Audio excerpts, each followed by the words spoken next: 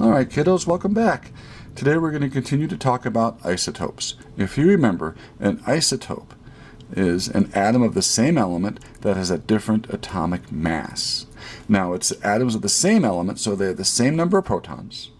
They're neutral, so they have the same number of electrons, but their mass is different, so they have a different number of neutrons. Today we're going to learn how to calculate something called average atomic mass. And we're going to start with element X, a fictitious element.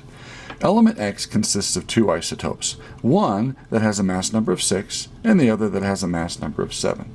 The actual atomic masses of those two isotopes rounded off to the nearest thousandth of an atomic mass unit are 6.015 and 7.016.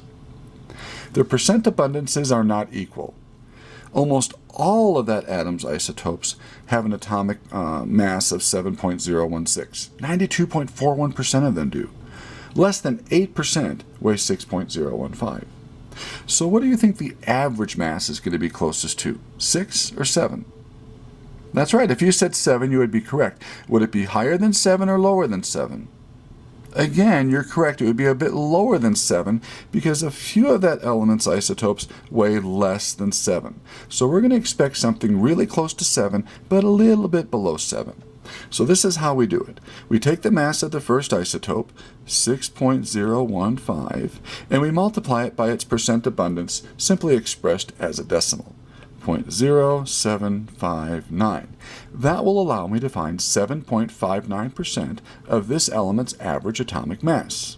So let's see what that is. We'll pull out our calculators here, and we're going to take 6.015, and we will multiply it by 0.0759, and let's see what we get here. 0.4565, yada, yada, yada. Looks like we're allowed 3 significant figures. So I'm going to say 0.456. That's interesting. Okay, so that's going to give me 7.59% of that element's average mass. Now I'm going to take the second isotope's mass, 7.016, and multiply it by its percent abundance, expressed again as a decimal. So 0.9241. And let's see what that gives us. 7.016 times 0.9241. Looks like I'm allowed 4 significant figures in this answer, and I get 6.483. 6.483 rounded off to 4 significant figures. 6.483. Now, we're going to add these up, and that will give me 100% of that element's average atomic mass. So remember, when we add, we don't look at significant figures any longer. We look at decimal places. So it looks like I'm to the nearest thousandth on both. So this is a 9. This is a 13. Let's carry the 1. That becomes a 9, and we end up with a 6 here. So I end up with an average atomic mass of 6.939 atomic mass units. Isn't that pretty close to where we would expect it to be? Didn't we say it was going to be close to 7, but a little bit less than 7, because some of the isotopes had a mass less than 7. Okay? Now, you're going to try one on your own. So let's go ahead and look at the next page. We are going to find the average atomic mass of a boron atom. Okay? So let's take a look at this problem. The element boron exists in 2 isotopes, boron 10 and boron 11. One has 5 protons and 5 neutrons. Obviously, that's boron 10. The other has 6 neutrons, so that would be my boron 11. Remember, the proton number stays the same, or else it would no longer be an atom of boron. They exist in nature as 19.61% boron 10 and 80.39% of boron 11. The experimentally determined mass of the 2 isotopes are 10.0129 for boron 10 and 11.0093 for boron 11. From this data, let's calculate the average atomic mass of boron. And then we're going to check our answer with the periodic table. Remember, the periodic table has the average atomic mass already listed. So don't look at the periodic table until you finish this problem. Then you can check to see if you did it correctly. Okay? All right, so pause the video now. You work the problem. Then come back to the video and watch how I do it and see if your answer matches mine. Alrighty, welcome back. So, we're going to take the mass of our first isotope, 10.0129, and multiply it by its percent abundance expressed as a decimal, 0.1961. That will give me 19.61% of the average atomic mass. So let's see what we get there. 10.0129 times 0.1961. Oh, 61. All right, so I'm allowed 4 significant figures here. I have 6 here, but only 4 here. So I'm going to go 1.964. 1.964. 1.964. And that would be 19.61% of my element's average mass. Now I'm going to take the mass of the second isotope, 11.0093 atomic mass units, and we'll multiply it by its percent abundance expressed as a decimal, 0.8039. So let's see what that gives us. So 11.0093 times 0.8039. Now this is going to give us 80.39% of the average mass. We have 4 significant figures again, 8.850. So we have 8.850.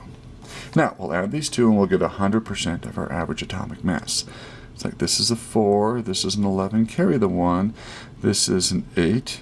It's actually 18, we'll carry the 1 there, and that's a 10.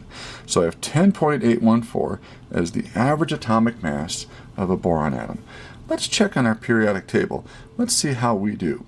So I'm going to go to my periodic table way at the beginning of our notes, and we're going to find boron. So boron is right there.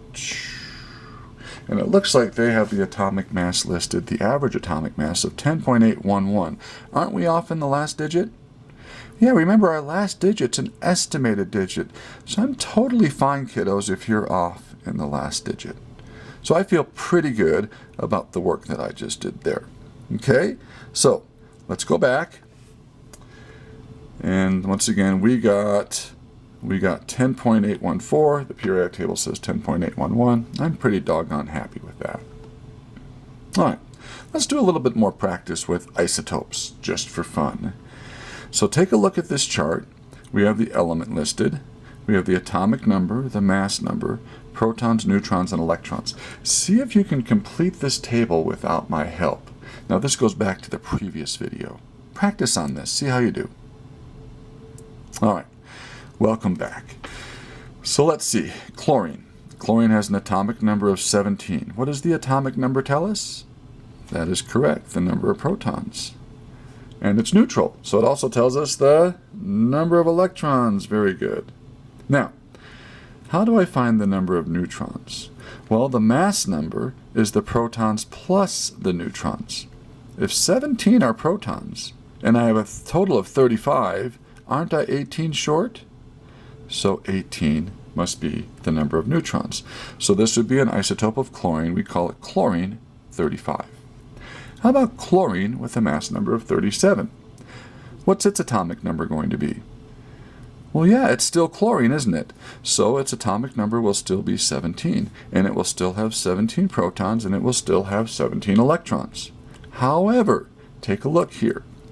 The number of neutrons are going to be different. It's an isotope of chlorine. Protons plus neutrons give me the mass number, which in this case is 17, or 37. 17 of them, oh, here we go, 17 of them are protons. So how many short am I? 20. Very good. So the number of neutrons in chlorine 37 would be 20. All right, let's try that with zirconium. Atomic number 40. So we know it has 40 protons, and its atomic number, or excuse me, the number of electrons would be 40, correct? Now its mass number. The mass number, remember, is protons plus neutrons, the sum of those two. So 40 plus 50 is 90. So this is an isotope of zirconium. We would call zirconium 90. All right, how about zirconium 92? Well, it's still going to have an atomic number of 40. It is, after all, still zirconium. So it'll have 40 protons and, you guessed it, 40 electrons. But the mass number this time is 92. If 40 of those are protons, what am I missing? Very good. 52. So 52 would be the number of neutrons. Do you feel pretty comfortable with that? All right, well, let's try a few more then. Take a look at this chart. I want to find the electrons, protons, and neutrons in each atom of the following isotopes here. So you take a few minutes and complete these. Let's make a little chart. We'll do protons, we'll do neutrons, and we will do electrons for each one. So you take a minute, complete this chart, and come back and see how you did. All right, you're back. So, Cesium 132. Now its atomic number is down here in the lower left-hand corner, 55. That means it has 55 protons, and it's neutral, so 55 electrons. Now, the mass number is 132. So, remember the mass number is protons plus neutrons. If 55 are protons, how many am I missing? Well, you might want to use our calculator for this one, so let's turn it on. And we have a total of 132 for the mass. We're going to subtract out the number of protons, 55, and we are left with 77. So this guy has 77 neutrons. Did you get that one right? Good for you. Let's try Cobalt 59. Atomic number 27, so 27 protons, 27 electrons. How about the number of neutrons? Well, the mass number is 59. If 27 of those are protons, what does that leave left over? That's correct. 32 of them would be neutrons, because 32 plus 27, neutrons plus protons, give me the mass of 59. All right, TM 163, atomic number 69, has 69 protons and 69 electrons. Let's get our calculators out here just to be sure. The mass number is 163. We're going to take away the number of protons, which is 69, and that leaves me with 94 neutrons. 94. And then we're going to do zinc 70. So it has an atomic number of 30, so it has 30 protons and 30 electrons. And let's see if the mass number is 70, and 30 of those are protons. The other 40 must be neutrons. How did you do? Very good. If you didn't, go back, try it again, come back and watch the video a second or third time if you need to. All right, the next time we see each other, we're going to be moving on to a brand new concept, the mole concept. So this is one of the most important concepts in chemistry, and we're going to start that with our next video. So we'll see you then. Bye-bye.